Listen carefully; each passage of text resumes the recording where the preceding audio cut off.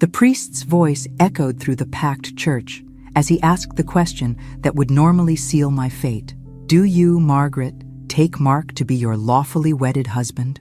I stood there in my ivory dress, feeling every eye in that sanctuary burning into me like laser beams. Without missing a beat, I grabbed the microphone from Father Johnson's hand and said, "Actually, I have something to share with everyone first." What happened next changed absolutely everything. If you're watching this, subscribe and let me know where you're watching from in the comments below. Now, let me take you back to where this whole mess began. Because, honey, you need the full picture to understand just how spectacular this disaster really was. 6 months earlier, I was wandering through the Meridian Art Gallery downtown on a Saturday afternoon, feeling sorry for myself as usual. 63 years old, widowed for 15 years, and spending another weekend alone, trying to appreciate art that looked like someone had sneezed paint onto canvas. That's when I heard his voice.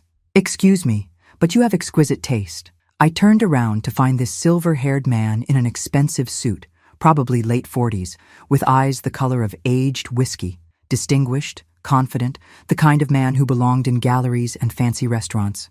"Well, that's debatable," I replied, studying his face. "I was just thinking this Jackson Pollock looks like my kitchen after I tried to make spaghetti sauce." He laughed, one of those rich, genuine laughs that makes you feel like you're the most interesting person in the room. "I'm Mark Patterson," he said, extending a manicured hand. "Margaret Coleman." We talked for over an hour about art, about loss, about the strange way life keeps moving forward even when your heart feels permanently parked in the past. He told me he was a widower too, no children, just trying to find meaning again after losing his wife to cancer 2 years prior. "The hardest part isn't the grief," he said as we walked toward the gallery exit. "It's the loneliness, learning to live for yourself again instead of as half of a couple." God, he was good. Every word perfectly calibrated to hit me right in the feelings. "Would you like to grab coffee sometime?" he asked. His voice just the right amount of hopeful and hesitant. I should have said no. Should have remembered that men like Mark don't just materialize in art galleries with perfect timing and perfect words. But standing there, feeling more alive than I had in years, I heard myself say, "I'd like that very much." 3 weeks later, we were having dinner every night. He'd show up at my door with flowers, wine, and stories about his day in investment consulting. 2 months later, he was staying over most weekends, making me breakfast and telling me I was the most beautiful woman he'd ever known. "You make me feel young again," he'd whisper, holding me close in my kitchen while coffee brewed. 4 months later, he got down on one knee in my garden, between the roses Robert had planted for our 20th anniversary. "Margaret," he said, holding a ring that probably cost more than my car, "I know we haven't known each other long, but at our age, why waste time pretending we have forever?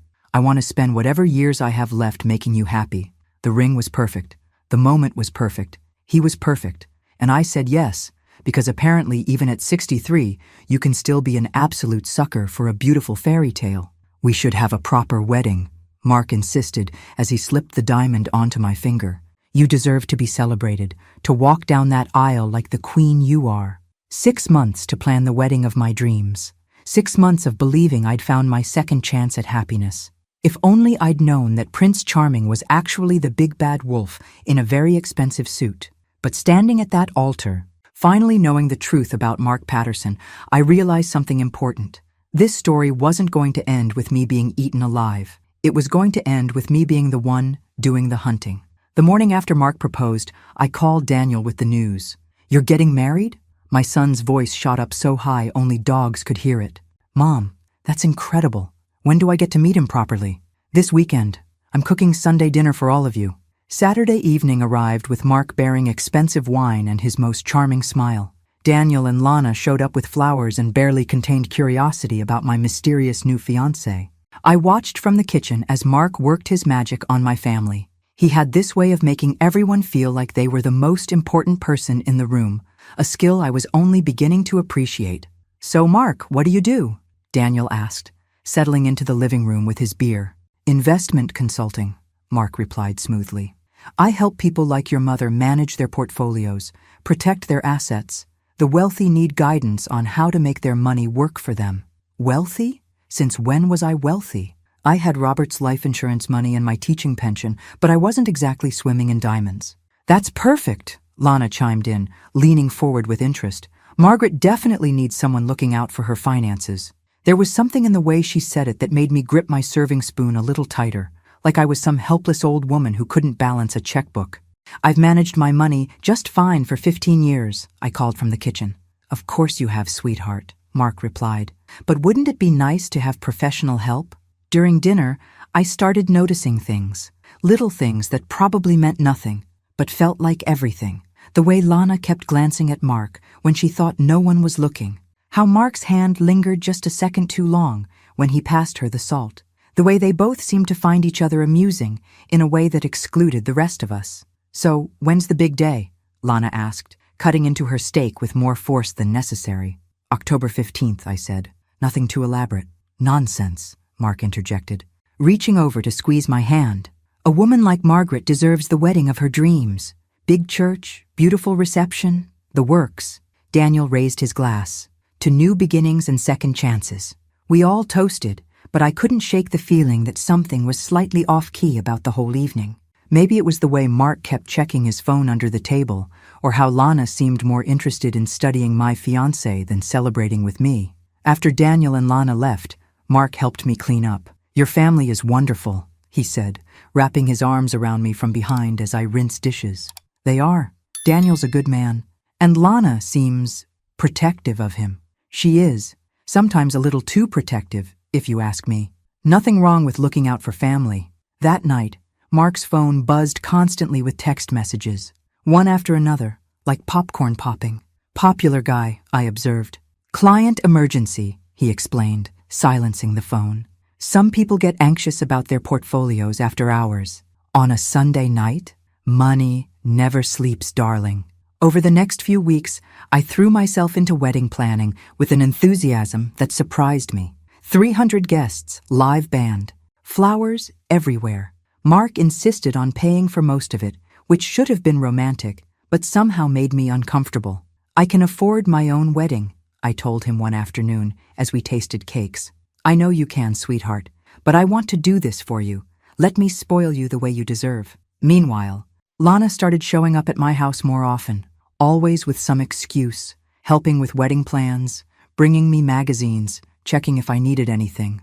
Where's Mark today? She'd ask, looking around my house like she expected him to emerge from a closet. Business meeting, I'd reply, watching her face carefully. He works so hard. You're lucky to have found someone so dedicated. The way she said dedicated made something cold crawl up my spine. One evening, she arrived just as Mark was leaving for one of his mysterious client dinners. Oh, she said, her cheeks flushing pink. I didn't know you were here. Just picking up some documents, Mark replied. But there was something in the way they looked at each other that made my stomach twist. Have a lovely evening, Lana said, watching him walk to his car with an expression I couldn't quite read. That night, I stood in my kitchen drinking wine and staring at my engagement ring.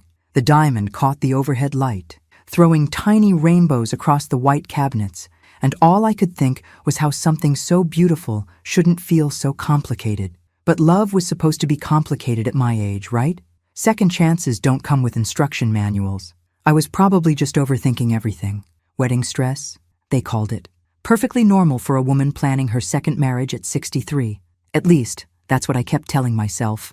3 weeks before the wedding, the strange little signs started adding up to something I couldn't ignore. It began with phone calls. Mark's phone would ring at the oddest times, during dinner, at midnight, early Sunday mornings when we were still in bed. He'd always step outside to answer, returning with vague explanations about overseas clients or emergency consultations. The investment world never sleeps, he'd say, kissing my forehead. But after we're married, I'm scaling back. You'll have my undivided attention. Right. Because nothing says romance like scheduling quality time between mysterious phone calls. Ladies, when your man's phone rings more than a telemarketer's during dinner hour, that's not success. That's suspicious. Then came the text messages. Mark's phone would buzz constantly, like an angry bee trapped in his pocket. He'd glance at the screen. His face would shift slightly. Then he'd slip the phone away without responding. Everything okay? I asked one morning over breakfast. Just spam, he said, but I'd seen him typing furiously under the table 2 minutes later. The real alarm bells started when I borrowed his phone to call AAA. My car had died in his driveway, and my phone was dead upstairs. As I dialed, a text popped up from someone listed as L. Missing you already. My heart stopped. Who's L? I asked when Mark came back with jumper cables. His face went pale for exactly 1 second before he laughed. Oh, that's Larry. That's my business partner. He gets sentimental after a few drinks. Larry. Of course, because business partners definitely text each other about missing each other. I started paying attention after that. Really paying attention. Mark would disappear for hours on errands that should have taken 20 minutes. He'd come back with the wrong groceries or forget entirely what he'd supposedly gone out to buy. His stories about his dead wife kept changing. One day she'd died of cancer, the next it was a car accident, then suddenly it was a hiking accident in Colorado. Your wife was quite the adventurer, I commented one evening. What do you mean? Well, yesterday you said she died hiking in Colorado. Last week it was cancer. Mark's smile never wavered. Different wives, sweetheart. I was married twice before. I told you that. He hadn't told me that, but I let it slide, filling away another inconsistency in my growing mental file. Meanwhile, Lana became a constant presence. She'd show up unannounced with casseroles, offering to help with wedding preparations, asking detailed questions about Mark's schedule and whereabouts. Where's your handsome fiancé today? She'd ask, settling into my kitchen like she owned it. Client meeting in Atlanta, I'd reply, studying her face. He travels so much for work. Must be lonely for you. I'm used to being alone. Still, it's nice that you'll have someone to take care of you soon. There it was again, that tone suggesting I was some helpless old woman who needed caretaking. One evening, Daniel and Lana came over for dinner. Mark was late, claiming traffic from yet another emergency client consultation. When he finally arrived, Lana practically glowed. Mark, we were starting to worry, she said, jumping up to hug him. The hug lasted exactly 3 seconds too long. I timed it. Sorry, everyone. Crisis averted. Though, Mark said, his hand resting on Lana's lower back as she stepped away. Daniel was oblivious, pouring wine and talking about his latest project at the engineering firm. But I saw everything. The way Lana's breath caught when Mark touched her. How they stood just a little too close while she helped him hang up his jacket. The meaningful look they exchanged when they thought I wasn't watching. After dinner, I excused myself to get dessert from the kitchen and found them by the window, heads together, whispering. Everything all right? I asked loudly. They jumped apart like teenagers caught making out. Just asking Mark about that new restaurant downtown, Lana said quickly. Thought Daniel and I might try it. Wonderful recommendation, Mark added smoothly. You two would love the atmosphere.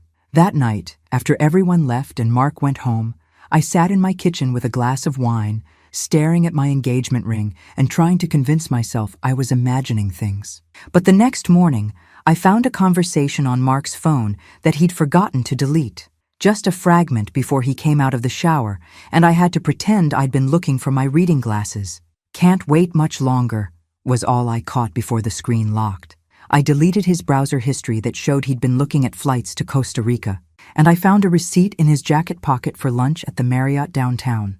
The same day he'd told me he was in Atlanta.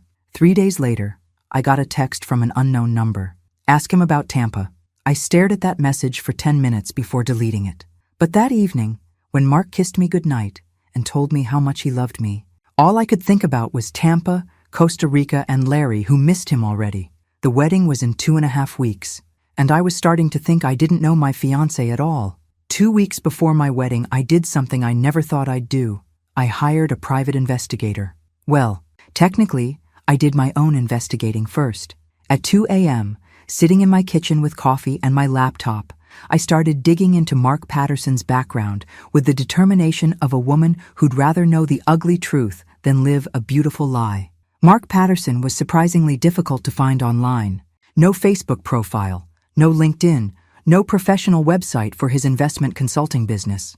For someone who supposedly managed wealthy clients' portfolios, he had the digital footprint of a ghost. But I've been a high school librarian for 30 years. I know how to research. I found him in a Tampa Bay Times article from 3 years ago. Investment advisor vanishes after fraud allegations. There was his photo, looking younger and cockier, standing outside a Tampa courthouse.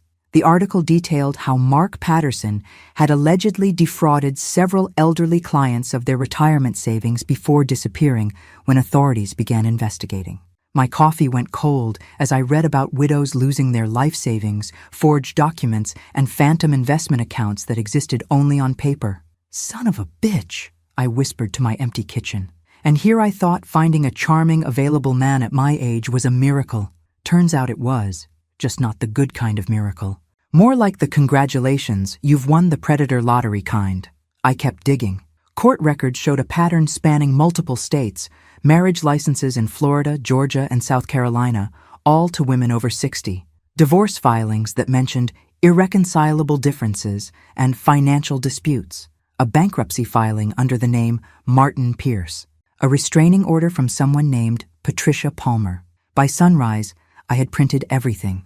The evidence was damning, but I needed to know about Lana. Was she a victim or an accomplice? That afternoon, I did something that felt completely insane. I followed her. Yes, you heard right. At 63, I'd become the kind of woman who conducts surveillance operations in hotel lobbies. Apparently, there's no age limit on learning new skills when your family's being destroyed by professionals. Lana left Daniel's office at lunch and drove straight to the Marriott downtown, the same hotel where Mark had apparently been having lunch instead of attending meetings in Atlanta. She went up to the 8th floor using a key card she pulled from her purse. I waited in the lobby for 2 hours. When she came down, her hair was messed up and her lipstick was gone. Mark came down 5 minutes later, adjusting his tie. My heart shattered and hardened at the same time. That evening, Mark came over with Thai takeout and flowers, acting like nothing had changed. "You seem quiet tonight," he observed, setting plates on the table. "Just tired. Wedding planning is exhausting. 2 weeks and we'll be on our honeymoon in Maui. Just you and me and the ocean." I smiled and nodded, playing the part of the loving fiancé while my mind raced through everything I'd discovered. "Mark, can I ask you something?" "Anything, sweetheart." "Have you ever been to Tampa?" His fork paused halfway to his mouth. "Tampa? Why do you ask?" "Just curious. Someone mentioned you might have worked there." "Must be mistaking me for someone else. I've never worked in Florida." Another lie to add to the pile. After dinner, while Mark showered, I finally did what I should have done weeks ago. I went through his phone systematically. The passcode was 1947, which was probably his real birth year, though I doubted even that was accurate. Men never change their passwords. They just add numbers that matter to them. What I found made my stomach turn. Months of intimate messages between Mark and Lana. Photos I didn't want to see. Detailed discussions about my daily routine, my financial situation, even my medication schedule. "She goes to bed early on weeknights," read one message from Lana. "Usually asleep by 10. Mark's response: "Perfect. Gives us more time." But the worst message was from just last week. 2 more weeks and we're home free. The old lady trusts me completely." Lana's reply: "I still feel guilty sometimes." Mark: "Don't. She's had 63 years of happiness. Now it's our turn." I screenshotted everything, then carefully deleted the evidence of my snooping. When Mark came out of the bathroom, I was sitting on my bed in my nightgown, looking appropriately sleepy and trusting. "Come here, beautiful," he said, reaching for me. I let him hold me, let him whisper sweet lies about our future together, let him think he'd successfully fooled another lonely widow. But inside, I was planning his complete and total destruction. The next morning, I called my lawyer. "Margaret, how are the wedding preparations going?" "Interesting question, Janet. I need some advice about protecting my assets." "From what?" "From a wolf in Prince Charming's clothing." That afternoon, I sat in Janet's office, spreading my printed evidence across her conference table like playing cards. "Good God, Margaret, this man is a career criminal." "I know.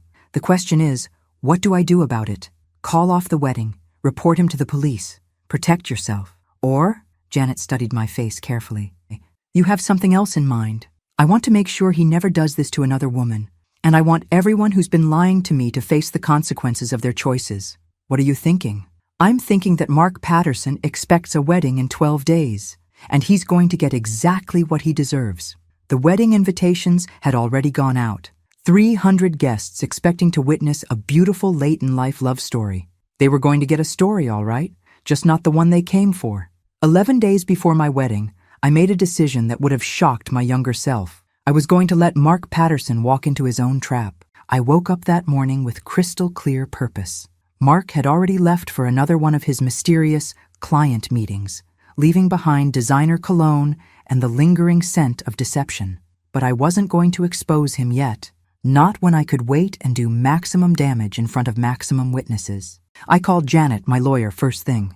I need you to prepare some documents, I told her, quietly. What kind of documents? The kind that protect every penny I own and ensure that certain people face the full consequences of their actions. Margaret, are you sure about this approach? You could just call off the wedding and let him disappear to target the next lonely widow? I don't think so. Janet sighed but agreed to prepare protective financial documents that wouldn't take effect until after the ceremony. Next, I called Father Johnson at the church. Margaret, dear, how can I help you? Father, I need to make some changes to the wedding ceremony. Nothing major, just want to add some personal remarks. Of course, love makes people want to speak from the heart. If only he knew what my heart was planning to say. That afternoon, I had an unexpected visitor. Lana showed up at my door looking nervous and guilty, carrying a box of cookies like a peace offering. I thought you might be stressed about the wedding, she said, settling into my living room. These are those lemon cookies you like. How thoughtful. I smiled sweetly while studying her face. Are you excited about the wedding? Of course. You deserve happiness. I do, don't I? After 15 years alone, I deserve a man who's honest, faithful, and genuinely loves me. She shifted uncomfortably. Mark does love you, does he? Because lately, I get the feeling there are things about Mark I don't know. Lana went pale. What do you mean? Oh, just little things. Phone calls at odd hours, mysterious meetings, that sort of thing. You haven't noticed anything strange, have you? No, she said quickly. Nothing strange at all. Good, because I'd hate to think someone close to me was keeping secrets. After she left, I spent the afternoon calling Mark's previous victims. I'd found contact information for 3 women in my research, and their stories were heartbreakingly similar. He was so smooth, Patricia from Tampa told me. Made me feel like a queen, right up until he disappeared with my life savings. Are you going to press charges? I asked. With what evidence? He's too smart to leave a trail. What if I told you I had evidence? Would you be willing to testify? The pause was long. You found proof? I found enough to bury him. By evening, I had commitments from 4 previous victims to travel to Georgia for Mark's very public downfall. Mark arrived that night with champagne and steaks, ready to celebrate being so close to his latest payday. 10 more days, he said, kissing my cheek. I can hardly wait to make you my wife. Our wedding will definitely be memorable, I replied. Over dinner, I played my part perfectly. The excited bride-to-be, hanging on his every word, asking about our honeymoon plans, our future together. I've been thinking about our finances after the wedding, I said casually. Should I add you to my accounts right away? His eyes lit up. Whatever makes you comfortable, sweetheart. I just want to take care of you. You're so good to me. I don't know what I did to deserve you.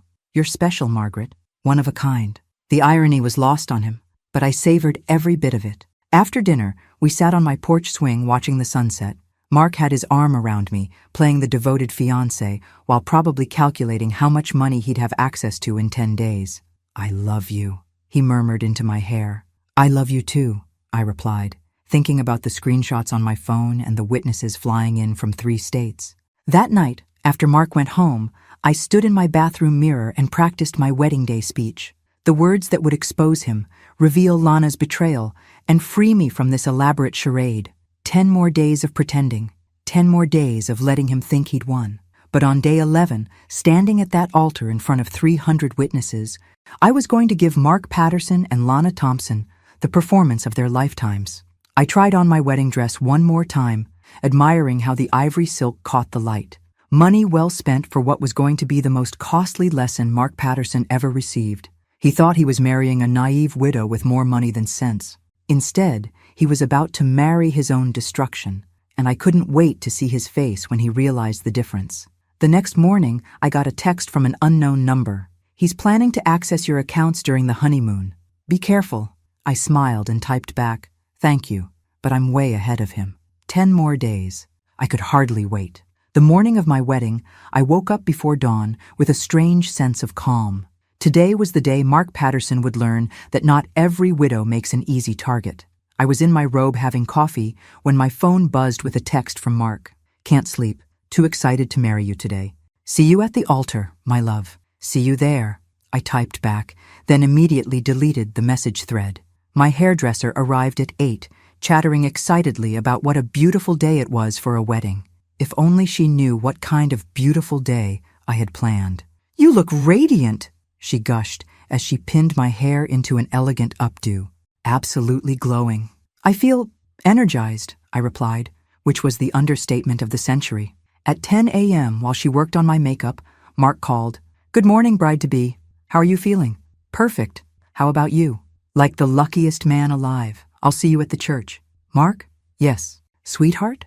I have something special planned for today. Something you'll never forget. I can hardly wait. Neither could I. At 11, Daniel arrived to see how I was doing. He looked handsome in his tuxedo, and for a moment I felt sad about what I was going to put him through. But he deserved to know the truth about his wife. Any last-minute nerves? He asked. None whatsoever. I've never been more certain of anything in my life. Dad would be so proud. You look beautiful, Mom. Your father would want me to be happy. And today, I'm going to be very happy indeed. At noon, exactly 3 hours before the ceremony, I made a discovery that sealed Mark's fate forever. I was reaching for my perfume when I knocked over his jacket, the one he'd left hanging in my closet. His phone fell out of the pocket, face up, showing a notification from L. I picked up the phone, and this time, I didn't even need to guess his passcode. The message was right there on the lock screen. Can't wait to celebrate tonight. The old fool has no idea what's coming. My hands shook as I opened the phone and scrolled through their recent messages. What I found was worse than anything I'd imagined. Not only were Mark and Lana planning to rob me blind, but they'd already transferred $50,000 from a joint account I'd stupidly opened last month. They had detailed plans for accessing my other accounts during our honeymoon, complete with forged documents and power of attorney papers. But the message that made my hands shake was from this morning. If she gets suspicious, we might have to speed up the timeline. Can't risk her changing her mind about the wedding. Lana's response. Don't worry, she's completely clueless. This afternoon she'll be married to you, and by tonight we'll be rich. I screenshotted everything, my hands steadier now that I knew the full scope of their betrayal. Then I called Janet. Margaret, aren't you supposed to be getting ready? Change of plans. I need you to freeze every account I have right now, and call Detective Martinez. I want Mark Patterson arrested the moment he sets foot outside that church. What happened? They've already stolen $50,000. I just found the evidence. By 1 o'clock, my money was protected, and law enforcement was in position. By 2 o'clock, I was dressed in my ivory silk gown, looking like a radiant bride while feeling like an avenging angel. The church was packed with 300 guests, all expecting to witness a beautiful late-in-life love story. They were about to get the show of their lives. Patricia, Linda, and 2 other victims sat in the back row, ready to provide testimony if needed. Detective Martinez waited outside with backup. Janet sat in the 3rd row with a folder full of evidence. At 3 o'clock, the wedding march began. I walked down that aisle alone. Daniel had offered to give me away, but I wanted to do this myself. Every step felt powerful, purposeful. Mark stood at the altar in his designer tuxedo, looking confident and handsome and completely unaware that his world was about to implode. Lana sat in the 2nd row, wearing a red dress that screamed homewrecker, checking her phone and smiling like she'd already won the lottery. Father Johnson smiled warmly as I reached the altar. Dearly beloved, we are gathered here today to witness the union of Margaret and Mark in holy matrimony. I barely heard the opening words. My focus was entirely on Mark's face, memorizing his confidence, his satisfaction, his complete belief that he'd successfully conned another lonely widow. The ceremony proceeded normally through the readings, the prayers, the exchange of rings. Mark's hands were steady as he slipped the wedding band onto my finger, his voice strong as he recited his vows about loving and cherishing me. If only he knew how much I was about to cherish this moment. Finally, Father Johnson reached the crucial question. Do you, Mark, take Margaret to be your lawfully wedded wife, to have and to hold in sickness and in health, for richer or poorer, for better or worse, till death do you part? I do, Mark said, his voice carrying clearly through the church. Father Johnson turned to me. And do you, Margaret, Take Mark to be your lawfully wedded husband, to have and to hold, in sickness and in health, for richer or poorer, for better or worse, till death do you part. This was it, the moment I'd been planning all morning. I looked at Mark. I looked at Lana. I looked at the 300 faces staring at me expectantly. Then I stepped forward and took the microphone from Father Johnson's hand. Actually, I said, my voice carrying clearly through the church's sound system, before I answer that question, there's something everyone here needs to know about my groom. The silence in that church was deafening. You could have heard a pin drop on the thick carpet as 300 people held their breath, waiting to see what I would say next. Mark's confident smile faltered. "Margaret, what are you doing?" "I'm doing what I should have done this morning when I found these." I held up my phone, showing the text messages between him and Lana. "Would you like me to read some of them to our guests?" The church erupted. Gasps, whispers, the scraping of chairs as people leaned forward or stood up to get a better view. Lana shot to her feet like she'd been electrocuted, her face ghost white. "For example," I continued, my voice cutting through the noise, "here's one from this morning." Lana to Mark. "Can't wait to celebrate tonight. The old fool has no idea what's coming." More gasps. Someone in the back actually shouted, "Oh my God!" Mark lunged for the phone, but Daniel stepped between us, his face thunderous with understanding. "And here's my personal favorite," I announced, scrolling to another message. "Mark to Lana. She's completely clueless. This afternoon she'll be married to me, and by tonight we'll be rich." The church exploded into chaos. People were standing, shouting, pointing. Several guests were already pulling out their phones to record. Mark's supposed friends were heading for the exits. "This is insane!" Mark shouted over the noise. "She's having some kind of breakdown." "Am I?" I asked, my voice deadly calm in the wireless microphone. "Then perhaps you can explain this bank statement showing $50,000 transferred from our joint account to an account in the Cayman Islands." I held up the printed evidence Janet had prepared. "Or these forged power of attorney documents giving you access to all my assets during our honeymoon?" Father Johnson was frantically trying to restore order, but nobody was listening. Half the congregation was taking pictures. The other half was arguing loudly about what they'd just witnessed. "Ladies and gentlemen," I continued, my voice rising above the chaos, "I'd like you to meet Mark Patterson, also known as Martin Pierce, also known as Michael Palmer, wanted in 3 states for investment fraud, married at least 6 times, all to wealthy widows who mysteriously lost their life savings shortly after saying, 'I do.'" That's when Mark made his biggest mistake. Instead of trying to talk his way out of it, he ran. He pushed past Father Johnson, shoved through the front row of guests, and bolted for the side exit, which was exactly where Detective Martinez was waiting with handcuffs. "Mark Patterson, you're under arrest for wire fraud, identity theft, and conspiracy to commit grand larceny." The church was in complete pandemonium now, but I felt perfectly calm. Lana was sobbing hysterically in the second row. Daniel was staring at his wife with absolute disgust and betrayal. The photographer was getting shots of everything. "Oh, and Lana," I called into the microphone, looking directly at my former daughter-in-law. "The FBI will want to speak with you about your role in this conspiracy. I hope that red dress was worth it." She tried to run too, but several male guests blocked her path. Smart woman that she was, she gave up and collapsed back into her seat, crying harder. Patricia stood up in the back row and started clapping. Then Linda joined her. Within seconds, half the church was applauding like I'd just given the performance of my life, which, in a way, I had. Detective Martinez appeared at my elbow. "Mrs. Coleman, we'll need your statement." "Of course, but first," I turned back to the congregation, many of whom were still applauding. "Thank you all for coming today. I know this wasn't the wedding you expected, but it's exactly the wedding I planned." More applause. Someone in the back actually cheered. "The reception is still on," I announced. "The food's already paid for, and frankly, I feel like celebrating. Who's hungry?" 2 hours later, I was holding court at my own wedding reception, still in my dress, surrounded by friends and family who couldn't stop talking about what they'd just witnessed. "That was the most dramatic thing I've ever seen," my sister Linda said, raising her champagne glass. "I'm so proud of you." "You should have seen his face when the handcuffs came out," Daniel said, shaking his head. "I can't believe I trusted him. I can't believe I trusted her. Mark was a professional." "Honey, he fooled everyone. But you figured it out." "Eventually. after they'd already stolen $50,000. Daniel winced. Will you get it back? Some of it. Janet's already working on asset recovery. But honestly, it was worth losing that money to see Mark Patterson in handcuffs. Patricia approached our table, beaming.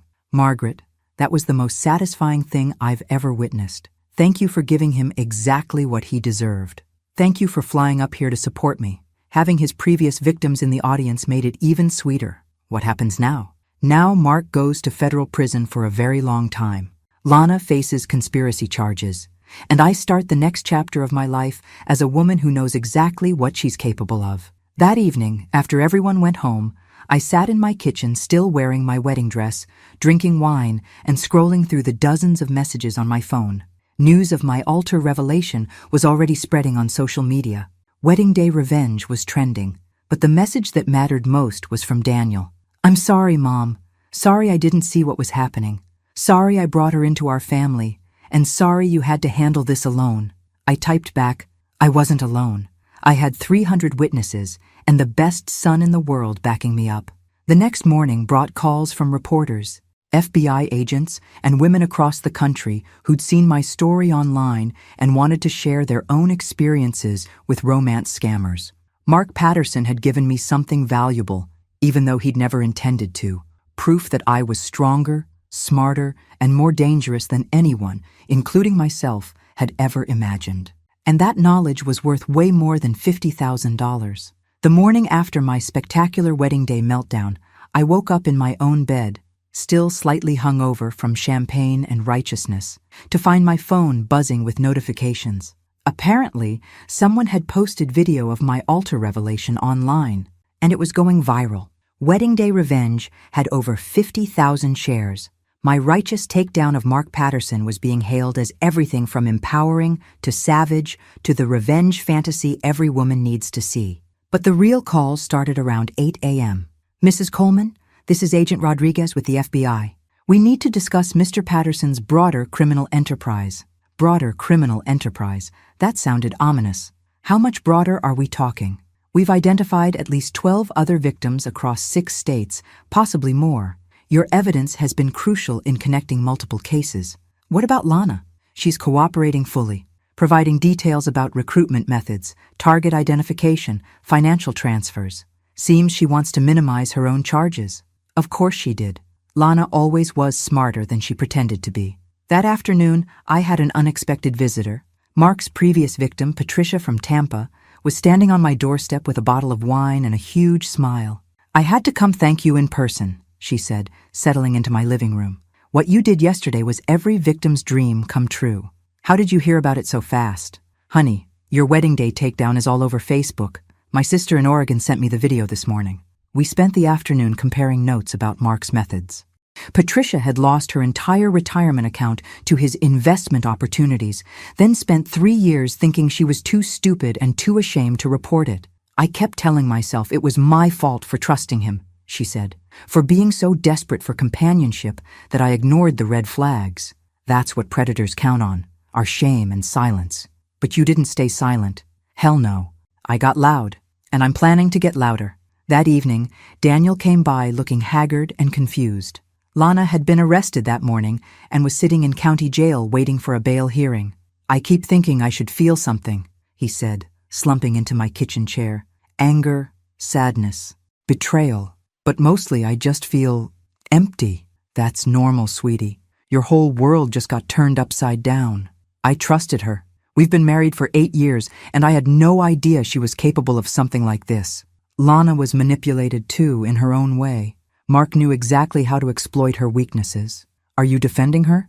I'm trying to understand her. She made terrible choices, but she was also a victim of his manipulation. She helped him steal from you. Yes, she did, and she'll face the consequences, but hating her won't help either of us heal. Friday brought more FBI interviews and the revelation that Mark's operation was even more extensive than anyone had realized. Agent Rodriguez arrived with a thick file and a grim expression. We've now identified 17 confirmed victims, he told me, spreading photos across my dining room table. Total losses exceeding $2 million. I studied the faces, women ranging from their 50s to their 80s, all looking hopeful and happy in what were obviously engagement or wedding photos. How many other Lanas were there? At least 4 that we can confirm. Local accomplices who helped identify targets and gather intelligence. How did they recruit them? Same way Mark recruited his victims.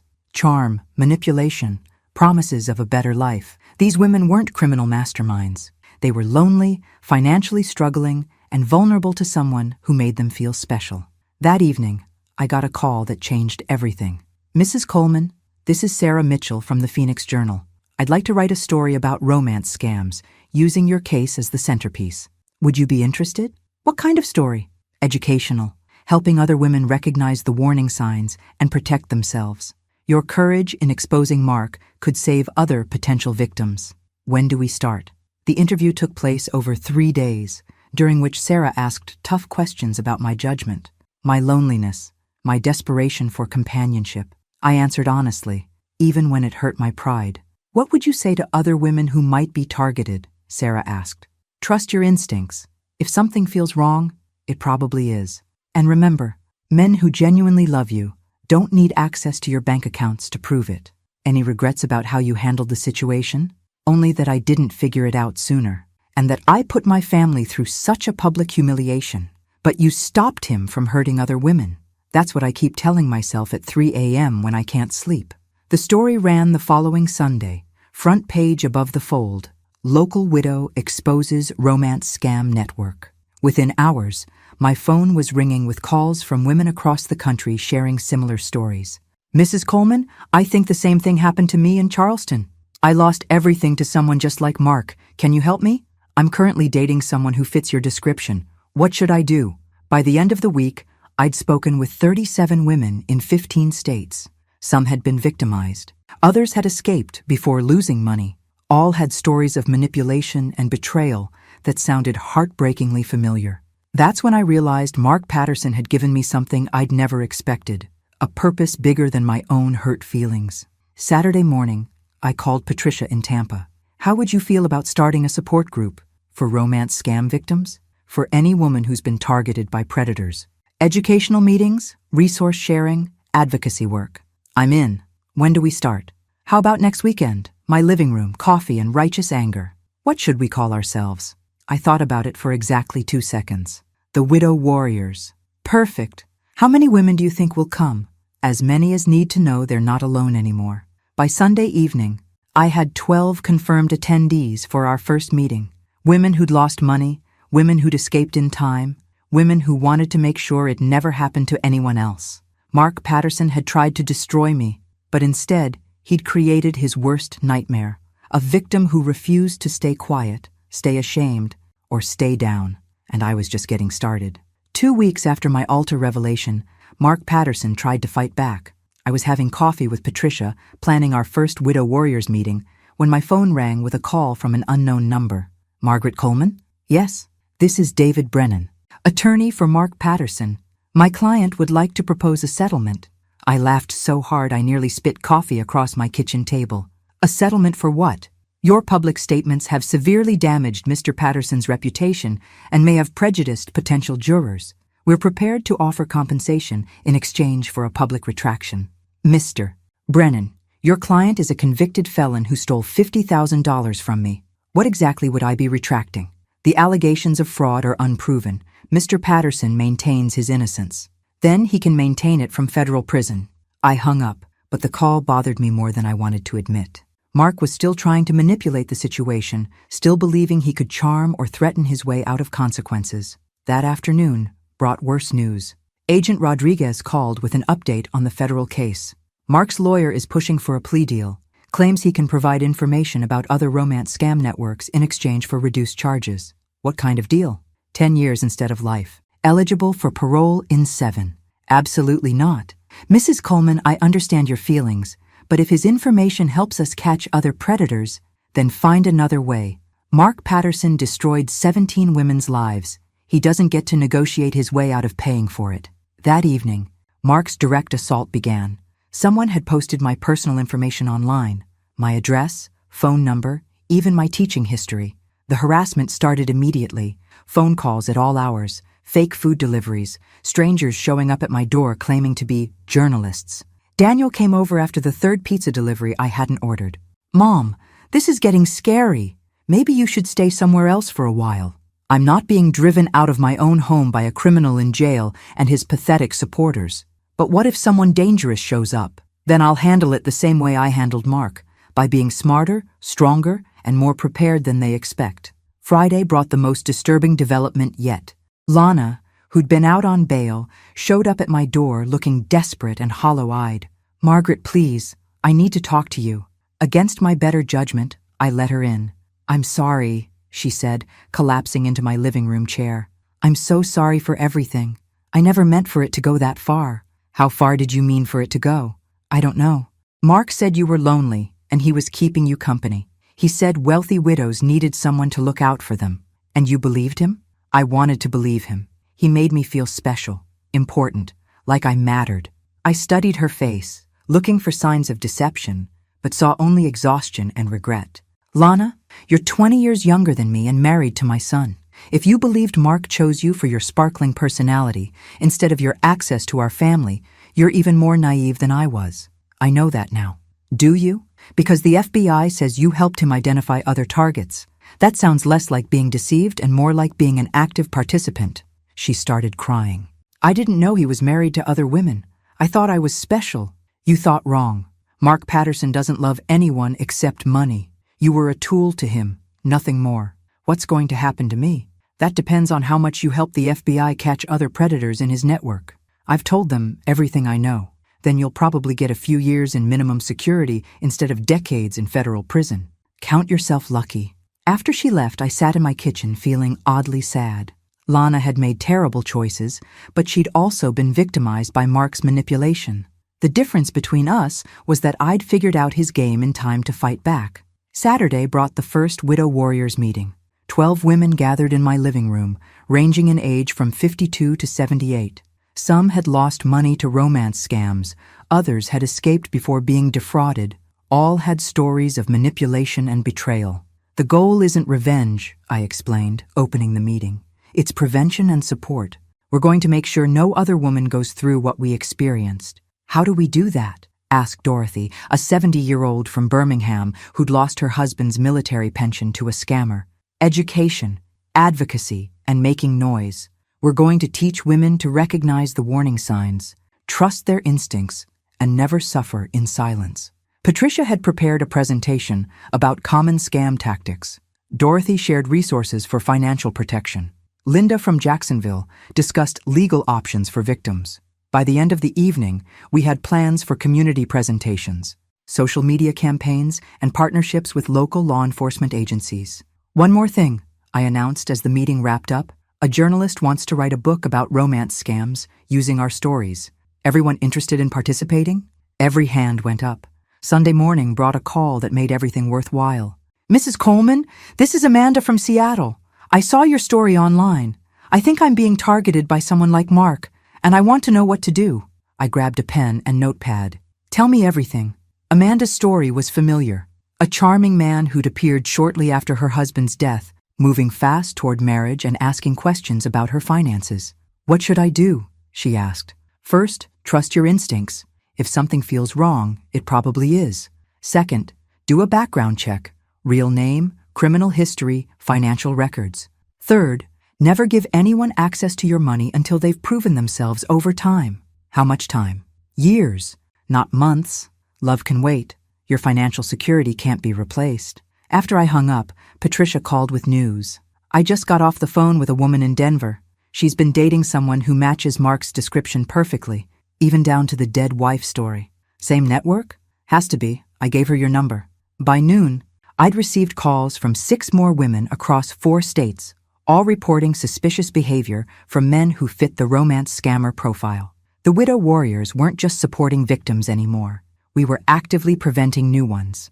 That evening, I got one final call that changed my perspective completely. "Is this Margaret Coleman?" "Yes." "This is Detective Sarah Chen with Seattle PD. We arrested a man today for attempting to defraud an elderly woman. She said you told her to call us." "Amanda? Yes, her quick thinking and your advice prevented her from losing over $100,000. I hung up feeling something I hadn't experienced since this whole nightmare began. Pure, uncomplicated joy. Mark Patterson had tried to destroy my faith in love, my trust in people, and my financial security. Instead, he'd given me the most meaningful work of my life. 3 months after my wedding day revelation, I sat in a federal courthouse watching Mark Patterson's sentencing hearing. The judge, a no-nonsense woman in her 60s, listened impassively as Mark's lawyer pleaded for mercy. Your Honor, my client deeply regrets his actions and has provided valuable cooperation to law enforcement. Judge Harrison wasn't buying it. Mr. Patterson, you systematically targeted vulnerable women, exploited their grief and loneliness, and stole their life savings. The court has reviewed testimony from 19 victims across 7 states, representing total losses exceeding $2.8 million. In the gallery behind me sat 8 of Mark's victims who'd flown in to witness his downfall. When the judge sentenced him to 25 years in federal prison without possibility of parole, I heard quiet sobs of relief. Furthermore, Judge Harrison continued, the court is recommending you serve your sentence in maximum security, given your history of escape attempts and continued efforts to manipulate the legal system. Mark's face went gray. He'd been counting on charm and cooperation to earn him minimum security and early parole. Instead, he was looking at dying in prison. Perfect. Lana received 3 years in minimum security 2 weeks later. Her cooperation with federal investigators had knocked 7 years off her potential sentence. Daniel attended her hearing but didn't speak to her afterward. It's over, Patricia whispered as we left the courthouse. No, I replied, linking arms with her. This is just the beginning. The Widow Warriors had grown from 12 founding members to over 200 women across 23 states. Our Facebook group had 15,000 followers. The book, Hearts Under Siege, Surviving Romance Scams, was being published by HarperCollins with proceeds funding victim advocacy programs. But the real victory was measured in prevention. Since Mark's arrest, our network had helped 47 women avoid becoming victims of romance scams. 47 women who kept their money, their dignity, and their faith in themselves. Mrs. Coleman? A young reporter approached as we descended the courthouse steps. Any final thoughts on Mark Patterson's sentence? Justice feels good, I replied. But prevention feels better. Mark Patterson will spend the rest of his life in prison, but there are hundreds more like him out there. Our job is to make sure women know how to protect themselves. What's next for the Widow Warriors? We're launching a national awareness campaign next month. Romance scammers rely on shame and silence. We're eliminating both. That evening, I hosted a celebration at my house. 28 widow warriors gathered in my backyard, sharing stories and planning our next initiatives. You know what I realized today? Said Betty, a 70-year-old from Jacksonville who'd lost her military pension to a scammer. We're not victims anymore. We're warriors. Damn right we are. I raised my wine glass. To the widow warriors, may we never be underestimated again. The toast was interrupted by my phone ringing. Unknown number. Hello? Mrs. Coleman, this is Rebecca Martinez from Phoenix. I saw your story online. I think someone's trying to scam my mother. I grabbed a pen and notepad. Rebecca's story was familiar. A charming man targeting her recently widowed mother, moving fast toward marriage and asking about finances. What should she do? Rebecca asked. First, tell her to trust her instincts. If something feels wrong, it probably is. Second, run a complete background check. Third, never let anyone pressure her into financial decisions. After I hung up, Dorothy approached with a knowing smile. Another rescue? Another prevention. Rebecca's mother is going to do a full investigation before her next date. 6 months later, I was invited to speak at a national conference on elder fraud. Standing at the podium, looking out at an audience of law enforcement officers, social workers, and advocacy groups, I felt the full weight of how much my life had changed. Romance scammers are predators, I told the audience. They target our loneliness, our hope, our desire for companionship. But they make one crucial mistake. They underestimate our strength. After my speech, a young FBI agent approached me. Mrs. Coleman, your network has been instrumental in preventing dozens of scams. We'd like to formalize a partnership between the Widow Warriors and federal law enforcement. What kind of partnership? Training? Resources? Direct communication channels? We want to make you our official eyes and ears in the community." That night, I called Patricia with the news. "We're going official," I told her. "Federal recognition, funding, the works. From wedding day disaster to federal partnership in less than a year. Not bad for a bunch of supposedly vulnerable widows." Mark Patterson taught us something important. We're only vulnerable if we choose to be. The next morning brought a call that reminded me why this work mattered. "Mrs. Coleman, this is Helen from Portland. I was about to wire $50,000 to a man I met online. But then I saw your story. I want to thank you for saving my life savings. Thank you for trusting your instincts and calling for help. What should I do now? Live your life on your own terms. And remember, the right person will love you for who you are, not what you own."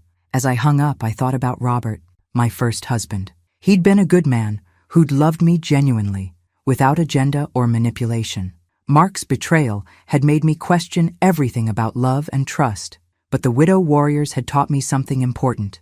The problem wasn't my capacity for love, it was my willingness to ignore red flags in favor of romantic fantasy. Never again. That afternoon, I drove past the Meridian Art Gallery where I'd first met Mark. The same paintings hung on the walls, including that Jackson Pollock reproduction where our conversation had begun.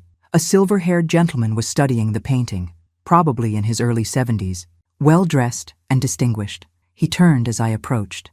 "Beautiful piece, don't you think?" "It's certainly chaotic," I replied carefully. "I'm James Morrison. I don't think we've met." "Margaret Coleman. And thank you, but I'm not interested." "I'm sorry?" "The art gallery pickup, the casual conversation leading to coffee." "I know exactly what you're doing, and it won't work." James Morrison looked genuinely confused. "I was just admiring the painting." "Sure you were. Have a nice day." I walked away, leaving him standing by the Jackson Pollock, probably wondering how his perfectly innocent comment had been misinterpreted. Outside the gallery, I called Dorothy. "Guess what just happened? Someone tried to pick you up in an art gallery." "How did you know?" "Because once you know how the game is played, you see it everywhere." That evening, I updated the Widow Warriors Facebook page with tips about staying vigilant in public spaces. Within an hour, it had dozens of comments from women sharing their own recent encounters with potential scammers. A year ago, I'd been a lonely widow, vulnerable to smooth-talking predators who saw me as an easy target. Today, I was Margaret Coleman, educator, advocate, and professional nightmare for romance scammers everywhere. Mark Patterson had tried to destroy me, but instead, he'd created his worst enemy, a victim who refused to stay quiet and had turned her pain into power. The war against romance scammers was far from over, but we were winning one battle at a time, and I was just getting started.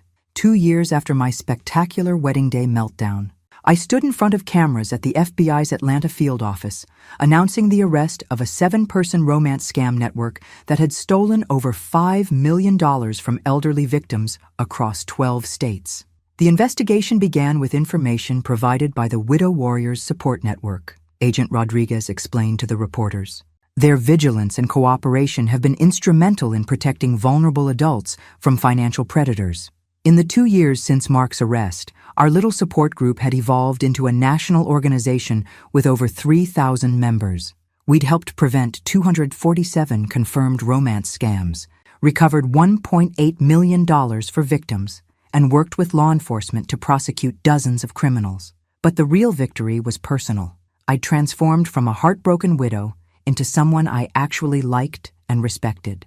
After the press conference, Patricia and I drove to the federal prison where Mark was serving his sentence. Not to visit him, God knows I never wanted to see his face again, but to meet with other inmates' victims who were still struggling with shame and isolation. 2 years ago, I would never have imagined I'd be counseling people in a prison, Patricia said as we drove through the facility gates. 2 years ago, I was planning to marry a sociopath. Life has a weird sense of humor. The victim support meeting was held in a sterile conference room with 8 women ranging from their 40s to their 70s. All had been victimized by romance scammers. All were still processing the betrayal and financial devastation. "The hardest part isn't the money," said Carol, whose ex-fiancé had stolen her late husband's military benefits. "It's feeling like such a fool." "That's exactly what they count on," I replied. "Shame keeps victims silent, and silence protects predators. The moment you start talking about what happened, you take back your power. Easy for you to say. You got revenge. I got justice.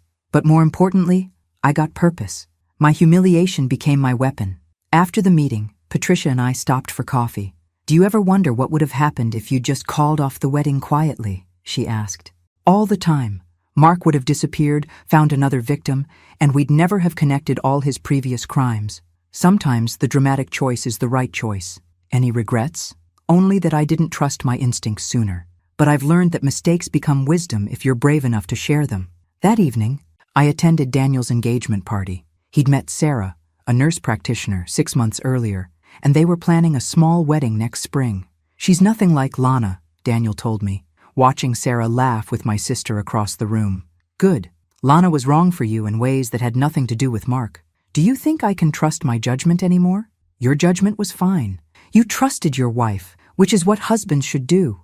The problem was Lana's choices, not your faith in her. Sometimes I feel like I should have protected you better. Sweetie, you can't protect someone from their own decisions. I chose to trust Mark despite red flags. That's on me, not you. But you figured it out in time, barely. And only because I finally started listening to the voice in my head that kept saying something was wrong. The next morning brought a call that reminded me why this work mattered. Mrs. Coleman, this is Detective Williams from Miami. We've arrested a man trying to scam an elderly woman, and she says you taught her to recognize the warning signs. What happened? Classic romance scam setup, dead wife, investment opportunities, quick engagement.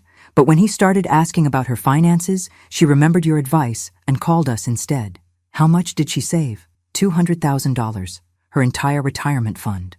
These calls came weekly now. Women who'd avoided becoming victims because they'd heard our message about trusting instincts, verifying identities, and protecting financial information. That afternoon, I received an unexpected visitor. Lana stood on my doorstep, looking older and more subdued than I remembered. What do you want? I asked, not inviting her in. To apologize, to try to explain. You can explain to your therapist. I have nothing to say to you. Margaret, please, I know you hate me, but I need you to understand something. Against my better judgment, I stepped aside and let her enter. I was drowning, she said, settling into my living room. Marriage to Daniel was suffocating me. I felt invisible and unimportant, and Mark made me feel alive again. So you decided to help him steal from me?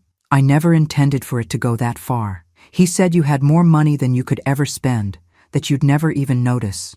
And you believed him? I wanted to believe him. He made me feel special, chosen, like I mattered. Lana, you betrayed your husband and helped a criminal target his mother. You can't therapy your way out of that. I know.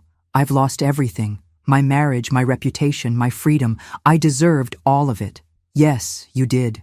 But I want you to know that seeing you fight back, seeing you turn your pain into purpose, it inspired me. I'm working with a victim advocacy group now, trying to help other women avoid the mistakes I made.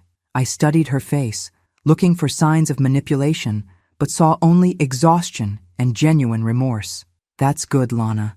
Helping others heal helps you heal too. Do you think you'll ever forgive me?